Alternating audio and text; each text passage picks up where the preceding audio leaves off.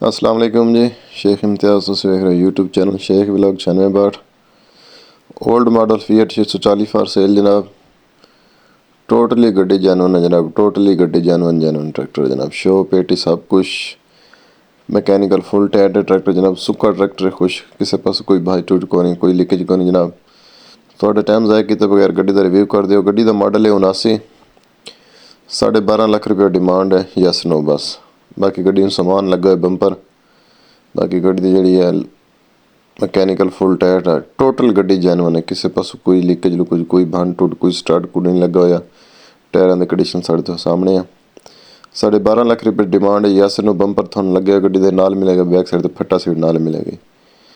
तो खरीदार भी रब्ता करन, डिस्क्रिप्शन में मेरा नंबर आएगा, कमेंट में रब्ता कर सकते हैं। तो सानू दो इजाज़त, मिलेंगे वीडियो नाल। Thanks for watching Sheikh vlog.